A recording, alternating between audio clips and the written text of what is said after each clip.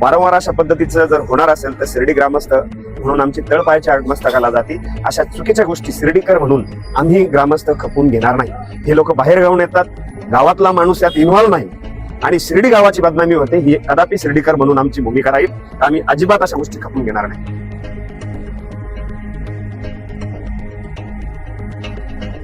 उसे 10,000 रुपए ऑर्डर दिया। अभी वो बात में मैं पड़ गया सर, वो हिप्नोटिज्म हिसाब से मैं पड़ गया। वो ये औरत हमारे को बुलाए, ऐसा मेरा मिसेस को बुला के आपका फेस का ये पूरा डार्क सर्कल चल रहा था बोल के बोले। मैं हम शिर्डी साक्षात श्रद्धेचं आणि सबुरीचं माहेरघर.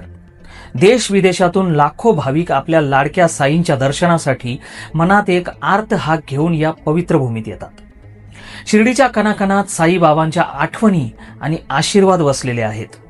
पण ज्या श्रद्धेने भाविक या ठिकाणी येतात त्याच श्रद्धेचा फायदा घेऊन जर कोणी त्यांची फसवणूक करत असेल तर आजचा हा व्हिडिओ अत्यंत महत्त्वाचा आहे. कारण नेहमीच्या फुलहार किंवा प्रसादाच्या नावाखाली होणाऱ्या लुटीपलीकडे जाऊन आता शिर्डीत भाविकांना फसविण्याचा नवीन आणि भयंकर प्रकार समोर आला आहे. हा प्रकार जडीबुटी आणि संमोहनाशी संबंधित आहे. आज आपण या प्रकरणाचे सखोल विश्लेषण करणार आहोत आणि या टोळ्यांपासून कसं सावधान राहायचं हेही पाहणार आहोत. जय श्रीराम. मी अमोल कोते पाटील आणि भारत न्यूज मध्ये आपलं स्वागत आहे. सर्वात आधी एक डिस्क्लेमर. हा विषय फक्त शिर्डी पुरता मर्यादित नाही. जवळजवळ सर्वच धार्मिक ठिकाणांवर किंवा पर्यटन स्थळांवर हे प्रकार समोर येत असतात. परंतु आज शिर्डीतील स्थानिकांच्या सतर्कतेमुळे हा प्रकार उघडकीस आला आहे, म्हणून बातमी शिर्डीची आहे. त्यामुळे फक्त शिर्डीतच असं घडतंय असा निकष काढून शिर्डीची प्रतिमा मलिन होऊ नये असं भारत न्यूजचं स्पष्ट मत आहे. वळूया मुख्य बातमीकडे. शिर्डीत येणाऱ्या भाविकांची गर्दी पाहून काही अपप्रवृत्तीच्या लोकांनी आपले पाय पसरले आहेत. पोलीस तपासात आणि स्थानिक बातम्यांनुसार सध्या शिर्डीच्या रस्त्यांवर अशा काही टोळ्या सक्रिय झाल्या आहेत ज्या भाविकांना आयुर्वेदिक औषधे किंवा जडीबुटीच्या नावाखाली गंडवत आहेत. या लोकांची मोडस ऑपरेंडी म्हणजे काम करण्याची पद्धत मोठी विचित्र आहे. हे लोक रस्त्याच्या कडेला बस्तान मांडून बसतात. येणाऱ्या जाणाऱ्या भाविकांना हेरलं जातं. विशेषतः जे भाविक आजारपणाने त्रस्त दिसतात किंवा वृद्ध असतात त्यांना तुमच्या डोक्यावरचे टक्कल जाईल, केस पुन्हा येतील, लठ्ठपणा गायब होईल किंवा चेहऱ्यावरचे काळे डाग एका रात्रीत जातील अशी खोटी आमिषं दाखवली जातात. आश्चर्याची आणि भीतीची बाब म्हणजे केवळ बोलूनच नाही तर या भाविकांचे संमोहन करून त्यांच्या निर्णय क्षमतेवर ताबा मिळवला जातो असं पोलीस तपासात समोर आलं आहे. नुकतीच आंध्र प्रदेशातील एका भाविकाची अशाच प्रकारे तब्बल 11,000 रुपयांना फसवणूक झाली आहे. टक्कल घालविण्याच्या नावाखाली त्यांना एक बनावट जडीबुटी देऊन मोठी रक्कम उकळण्यात आली.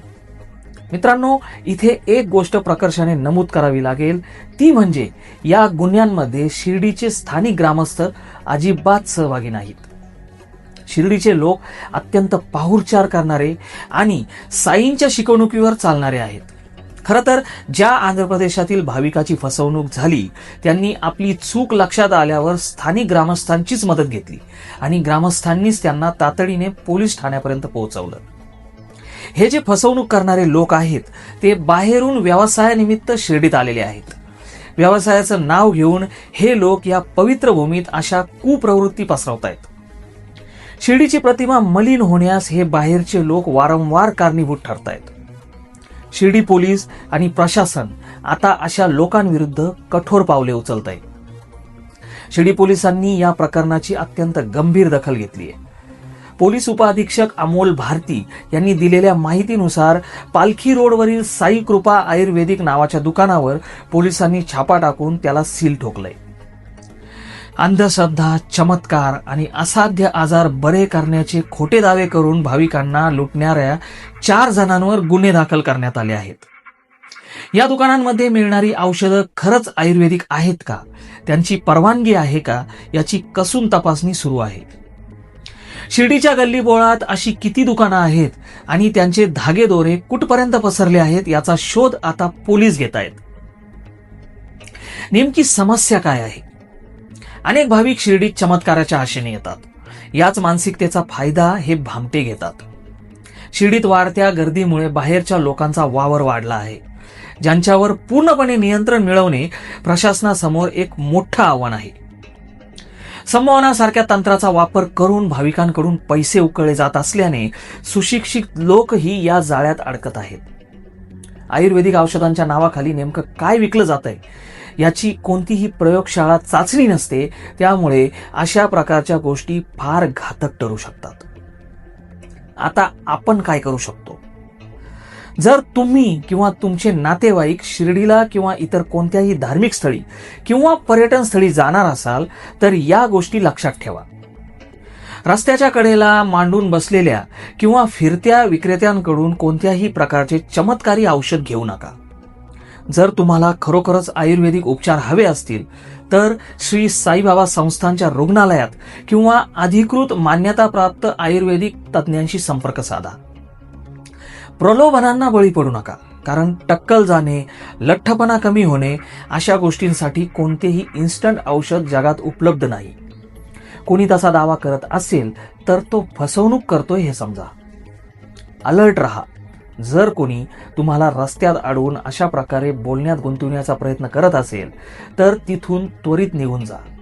संशयास्पद वाटल्यास तत्काळ जवळच्या पोलीस चौकीला किंवा स्थानिक ग्रामस्थांना याची माहिती द्या. ग्रामस्थांवर विश्वास ठेवा. स्थानिक लोक नेहमी मदतीसाठी तत्पर असतात. संकटाच्या वेळी घाबरून न जाता स्थानिकांचीच मदत घ्या. यावरून काय निष्कर्ष निघतो तर शिर्डी ही पवित्र भूमी आहे.